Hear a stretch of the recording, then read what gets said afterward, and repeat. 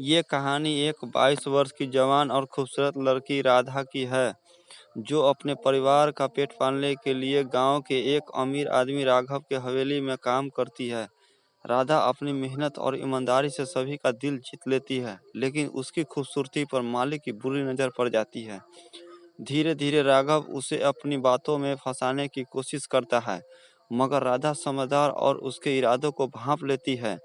एक दिन जब राघव हद पार कर देता है, तब राधा अपने आत्मसम्मान की लड़ाई लड़ने की फैसला करती है। क्या राधा अपने साहस से खुद को बचा पाएगी?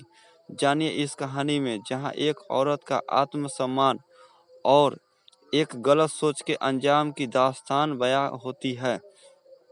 गांव में रहने वाला एक अमीर मालिक था, जिसका नाम राघव था। राघव की हवेली बहुत बड़ी और आलीशान थी। उसने अपने घर का कामकाज संभालने के लिए एक नई नौकरानी को रखा, जिसका नाम राधा था, और वह बहुत सुंदर और जवान थी। वह अपने छोटे भाई बहनों का पालन पोषण करने के लिए काम करती थी। राधा मेहनती और ईमानदार थी, लेकिन उसकी खूबसूरती ने मालिक राघव की नीयत को बिगाड़ दिया। राघव ने धीरे धीरे राधा से नज़दीकियां बढ़ाने की कोशिश की। वह उसे महंगे तोहफे देने लगा और हर रोज उसकी तारीफें करने लगा। राधा समझ रही थी कि मालिक की नीयत साफ नहीं है, इसीलिए वह उससे दूर रहने की कोशिश करती थी और अपने काम में ही लगी रहती। एक दिन राघव ने राधा को हवेली के एक सुनसान कमरे में बुलाया और उससे बुरा बर्ताव करने की कोशिश की।